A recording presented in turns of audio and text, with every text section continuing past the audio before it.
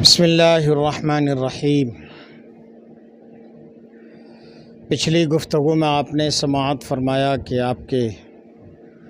بیٹے، بھتیجے، بھائی عباس علمبردار، یہاں تک کہ ننھے علی اصغر کی شہادت ہو گئی، سارے جانثار جا چکے۔ اب آپ کا کوئی بھی یار و مددگار اور غمخوار نہ بچا۔ تنے تنہا امام علی مقام رضی اللہ تعالیٰ عنہ ہیں، اور اب میدان کربلا میں جانے کی آپ تیاری کر رہے ہیں کہ آپ کے صاحبزادے حضرت علی اوسط یعنی حضرت امام زین العابدین، جو اس وقت سخت بیمار اور شدت کے بخار میں مبتلا تھے، کمزوری اور نقاہت اتنی چھائی ہوئی تھی کہ گرتے پڑتے اٹھ کھڑے ہوئے اور اپنے والد محترم حضرت امام حسین کی خدمت میں حاضر ہوئے اور کہا، حضور میرے رہتے ہوئے آپ میدان میں نہیں جا سکتے، پہلے آپ مجھے جانے کی اجازت دیجئے، میں شہید ہو جاؤں پھر آپ جائیے گا۔ امام علی مقام رضی اللہ تعالیٰ عنہ نے اپنے بیمار اور کمزور بیٹے کو اپنے سینے سے لگایا اور کہا کہ بیٹا نہیں، بیٹا تم مت جاؤ، مجھے جانے دو، اس لیے کہ یہ اب میرے ہی خون کے پیاسے ہیں۔ میرے لال، اگر تم شہید ہو گئے تو میرا سلسلہ نسب کس سے چلے گا؟ بیٹا تمہیں زندہ رہنا ہے، اور ان خواتین اہل خیمہ کو یعنی تمہاری ماں اور بہنوں کو، خاندان نبوت کی ان خواتین کو مدینہ منورہ اور مدینۃ الرسول تمہیں ہی پہنچانا ہے۔ اگر تم شہید ہو گئے تو پھر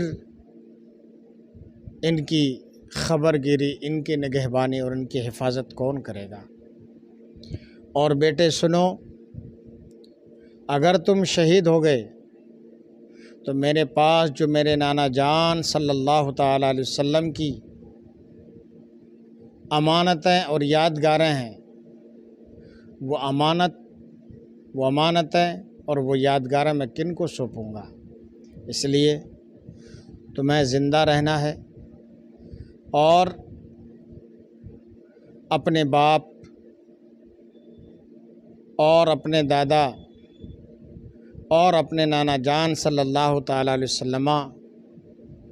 کی امانتوں کی قدر کرنی ہے۔ بیٹے یاد رکھنا، جس طریقے سے میں نے صبر و شکر اور مصائب آنے پر صبر سے کام لیا ہے، چاہے کیسی مصیبتیں آ جائیں، کیسی مشکلات آ جائیں، لیکن صبر کا دامن مت چھوڑنا اور نانا جان صلی اللہ تعالیٰ علیہ وسلم کی شریعت کی پیروی آخر دم تک کرتے رہنا۔ پھر اس کے بعد آپ نے ایک امامہ شریف لیا اور خلافت کے طور پر آپ نے وہ امامہ اپنے فرزند نور نظر حضرت امام زین العابدین کے سر پر باندھ دیا، گویا یہ آپ کی طرف سے خلافت سونپی جا رہی تھی اور نانا جان صلی اللہ تعالیٰ علیہ وسلم کی امانتوں کا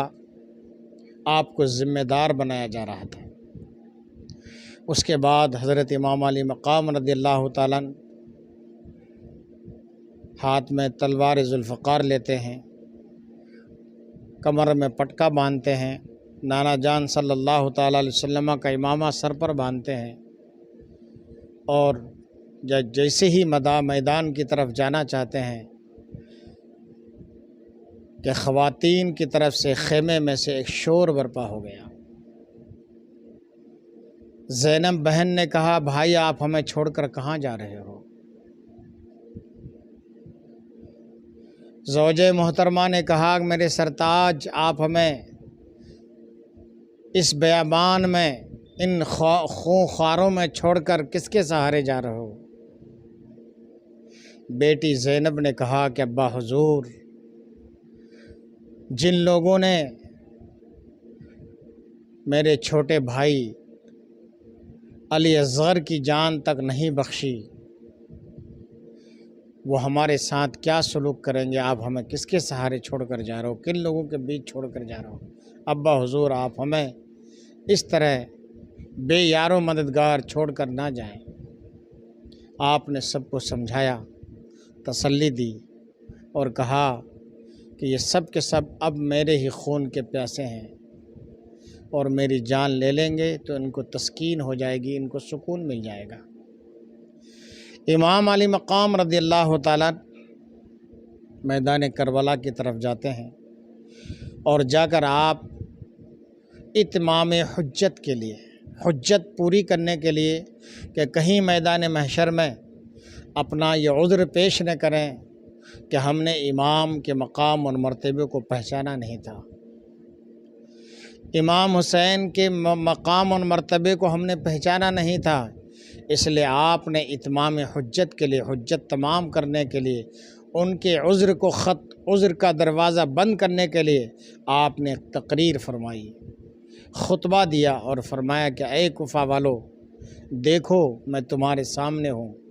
اور اچھی طرح پہچان لو کہ میں کون ہوں۔ میں اسی رسول کا نواسا ہوں جن کا تم کلمہ پڑھتے ہو، میں اسی خاتون جنت کا لال اور بیٹا ہوں جن کے بارے میں اللہ کے رسول صلی اللہ تعالیٰ علیہ وسلم نے حدیث میں فرمایا کہ جب ان کی سواری پل صراط پر سے گزرے گی تو اہل محشر میں آواز دی جائے گی کہ تم سب کے سب اپنی نگاہوں کو نیچی کر لو کہ شہزادی رسول کی سواری جا رہی ہے۔ میں فاتح خیبر کا بیٹا ہوں، میرا نام حسین ہے۔ کل میدان قیامت میں یہ مت کہہ دینا کہ ہم نے آپ کے مقام اور مرتبے کو پہچانا نہیں تھا، کوفیوں میں آیا نہیں تھا، مجھے بلایا گیا اور تم نے مہمان بلا کر میرے ساتھ یہ سلوک اور برتاؤ کیا کہ میرے بیٹوں کو، بھتیجوں کو، بھائیوں کو، سب کو کاٹ کر رکھ دیا،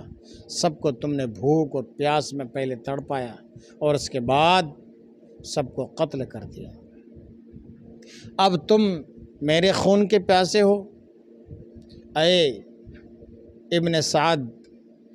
اب تم جس کو میرے مقابلے میں بھیجنا چاہتے ہو بھیجو۔ ابن سعد نے بڑے بڑے پہلوانوں کو، بڑے بڑے شہ سواروں کو، بڑے بڑے میدان کے کھلاڑیوں کو، جنگجوؤں کو، جن کو چن چن کے چھانٹ کر اس نے رکھا تھا، یہ کہ بادگرے اس نے امام علی مقام حضرت امام حسین کے مقابلے میں بھیجا، اس لیے کہ وہ جانتا تھا کہ یہ کوئی اور نہیں، فاتح خیبر کا بیٹا ہے، امیر المومنین علی المرتضیٰ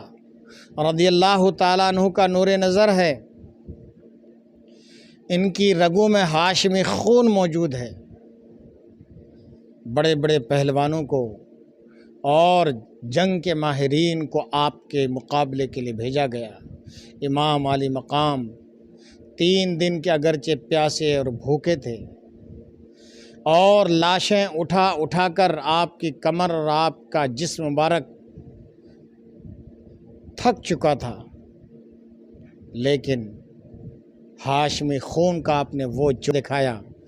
کہ جتنے بڑے بڑے آپ کے مقابلے میں آئے سب کو آپ نے گاجر اور مولی کی طرح کاٹ کر رکھ دیا۔ جب ابن سعد نے اپنے بڑے بڑے پہلوانوں کو اور اپنے بڑے بڑے جنگجوؤں کو اس طرح سے مرتے ہوئے دیکھا، اس نے دیکھا کہ اتنے بڑے بڑے ان کے سامنے ٹک نہیں رہے ہیں، تو اس نے کہا کہ چاروں طرف سے ایک بارگی حملہ کر دو۔ امام علی مقام رضی اللہ تعالیٰ عنہ کے اوپر چاروں طرف سے تیروں، تلواروں اور نیزوں کی برسات ہونے لگی۔ کب تک مقابلہ کرتے؟ کتنوں سے مقابلہ کرتے؟ زخموں سے چور ہو چکے تھے، آپ کا گھوڑا بھی خون سے لہو لہان ہو چکا تھا، بالآخر ایک بار آپ رک گئے اور چاروں طرف سے خون، چاروں طرف سے تیر، تلوار اور نیزوں کا ایسی برسات ہوئی کہ آپ زخموں سے چور چور ہو گئے، جسم کا سارا خون نکل چکا تھا۔ آخر میں ایک بدبخت نے نشانہ لگا کر ایسا تیر آپ کے اس پیشانی مبارک پر مارا جس پیشانی کو اللہ کے رسول صلی اللہ تعالی علیہ وآلہ وسلم بار بار اپنی حیات ظاہری میں چوما کرتے تھے، جس پیشانی کے اوپر سرکار دو عالم صلی اللہ تعالی علیہ وسلم نے بوسے دیے تھے، اس پیشانی کے اوپر ایک بدبخت نے تیر کا ایسا نشانہ مار کر پھینکا کہ وہ آپ کے پیشانی مبارک میں آ کر پیوست ہو گیا اور خون کا فوارہ نکل چکا۔ امام علی مقام رضی اللہ تعالیٰ عنہ کے اندر اب لڑنے کی سکت نہیں رہی تھی۔ آپ گھوڑے کی پیٹھ سے فرش زمین پر تشریف لے آئے۔ جمعے کا دن تھا۔ آپ نے سوچا کہ آج میرے نانا جان کی امت پوری دنیا میں، کائنات میں جہاں جہاں بھی وہ بستے ہیں،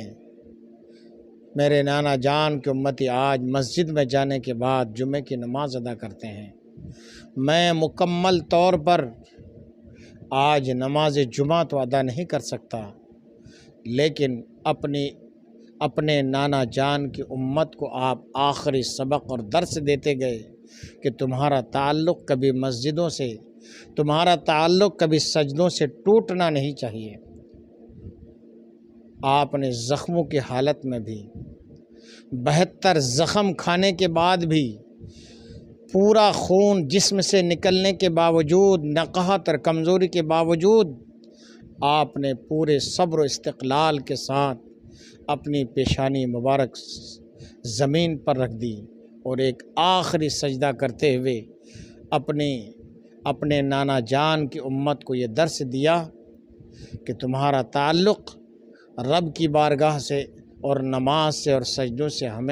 ہمیشہ مستحکم اور مضبوط رہنا چاہیے۔ سبحان اللہ، یہ کیسی نماز تھی اور یہ کیسے نمازی تھے جس کے بارے میں کسی کہنے والے نے کہا ہے، زیر خنجر جو زیر خنجر قاتل ادا نماز کرے،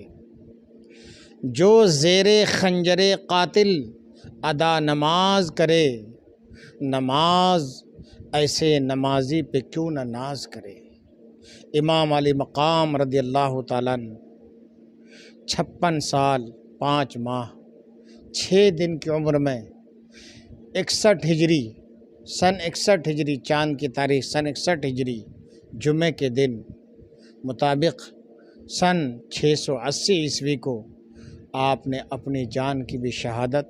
اور قربانی خدا کی بارگاہ میں پیش کر دی۔ شہید بے شمار ہوئے، خدا کی بارگاہ میں اپنی جانوں کی قربانی دینے والے بہت ہوئے ہیں اور ہوتے رہیں گے۔ بہت سونے اللہ کے بہت سے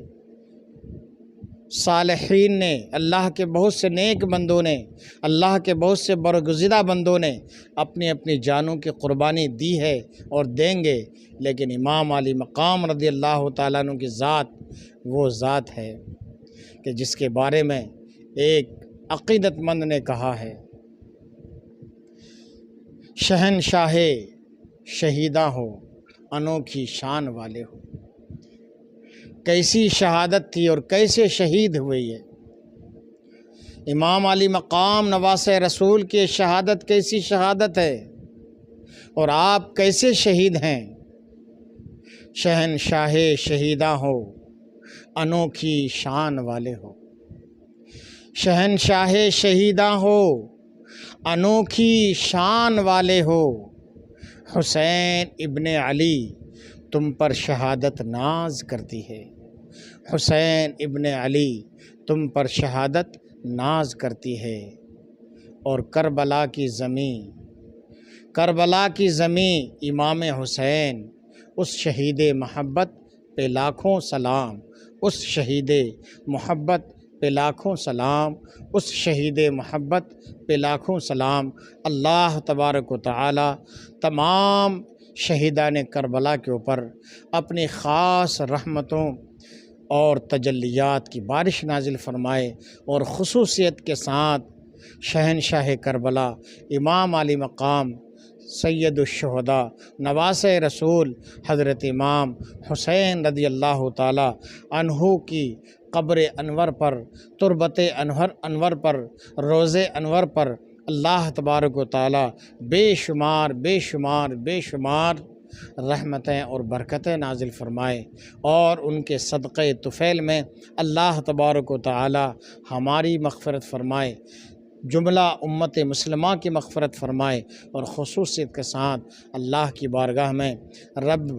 عز و جل کی بارگاہ میں دعا ہے کہ مولا کائنات میرے والدین کی امام علی مقام شہیدان کربلا کے صدقے طفیل میں بخشش و مغفرت فرما، اور ان کو کروٹ کروٹ جنت نصیب فرما، ہمارے اہل خانہ پر